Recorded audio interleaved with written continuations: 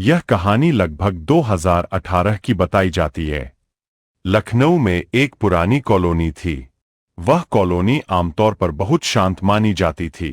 संकरी गलियां, पुरानी स्ट्रीट लाइट्स और कतारों में बने पुराने डुप्लेक्स मकान। बच्चे खेलते थे, लोग शाम को टहलने जाया करते थे। गली के आखिरी कोने पर एक पुराना घर बना था, हाउस नंबर 27। वह घर कॉलोनी के बाकी घरों से अलग दिखाई देता था। उसका पेंट लगभग उतर चुका था। बालकनी की ग्रिल्स पर जंग लगी हुई थी। गार्डन में सूखे पौधे और बड़ी हुई घास फैली हुई थी। और सबसे अजीब बात, वह घर हमेशा अंधेरे में डूबा रहता था, दिन के समय भी। स्थानीय लोग आमतौर पर उस घर के पास बिना वजह नहीं रुकते थे। कुछ लोगों का कहना था कि उन्होंने दूसरी मंजिल की खिड़की में किसी की परछाई देखी है। कुछ लोग कहते थे कि रात में छत पर कदमों की आवाजें सुनाई देती है।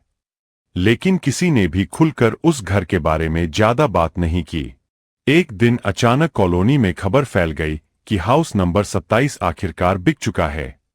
वहां एक मध्यम वर्गीय परिवार आकर रहने लगा।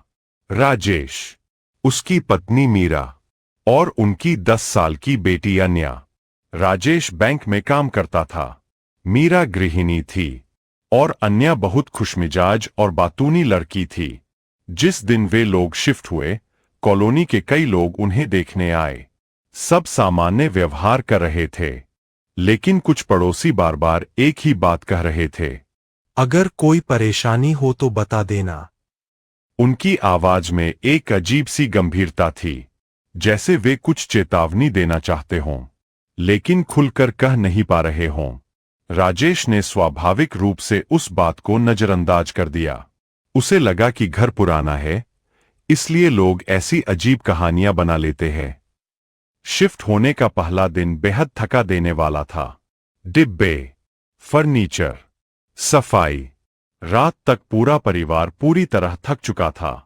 लगभग रात 1:45 मीरा की अचानक आंख खुल गई। शुरुआत में उसे लगा कि शायद बारिश की आवाज होगी, लेकिन फिर उसने साफ सुना कदमों की आवाज, धीमी, भारी कदमों की आवाज, जैसे कोई छत पर धीरे धीरे चल रहा हो।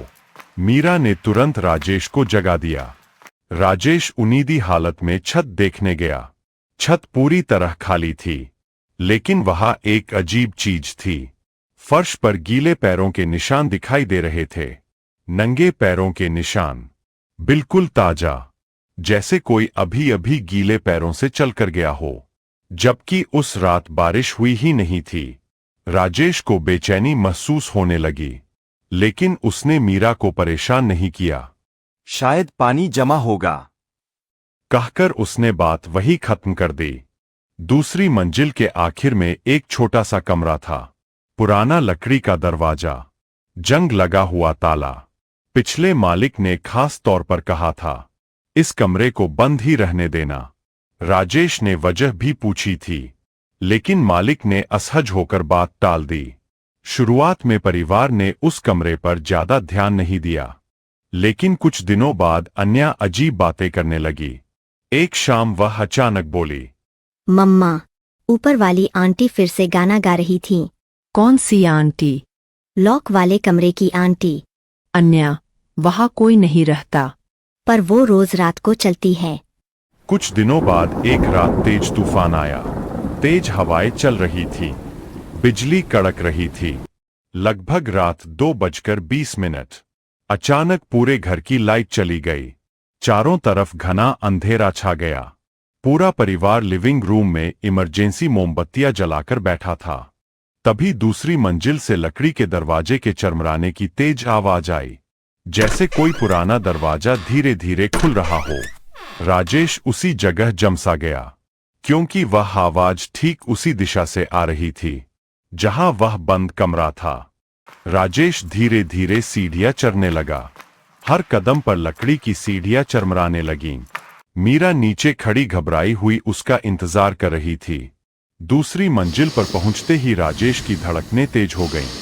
बंद कमरे का दरवाजा आधा खुला हुआ था, जबकि उस पर ताला लगा होना चाहिए था। और उसके अंदर सिर्फ अंधेरा था। फिर राजेश ने एक और अजीब चीज महसूस की। कमरे के अंदर से किसी के सांस लेने की आवाज आ रही थी, गहरी, धीमी, जैसे कोई अंधेरे में खड़ा हो और उसे देख रहा हो। राजेश ने साफ देखा, कमरे के अंदर एक औरत खड़ी थी, चेहरा पूरी तरह छिपा हुआ। राजेश वहीं का वहीं जड़ हो गया। वह औरत धीरे धीरे कमरे से बाहर चलने लगी। उसने बहुत धीमी आवाज में कहा, ये घर अब भी मेरा है।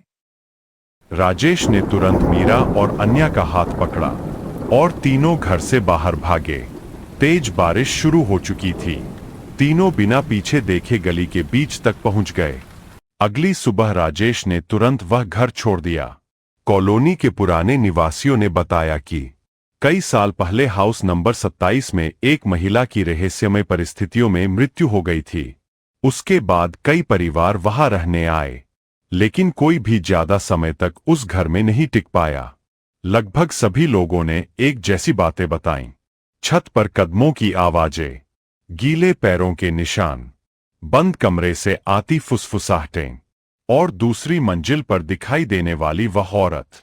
आज भी ऐसा कहा जाता है कि हाउस नंबर 27 ज्यादातर समय खाली पड़ा रहता है और कॉलोनी के लोग दावा करते हैं कि कुछ रातों में उस घर की दूसरी मंजिल की लाइट अपने आप जल उठती है और पर्दों के पीछे किसी के खड़े होने की परछाई दिखाई देती है।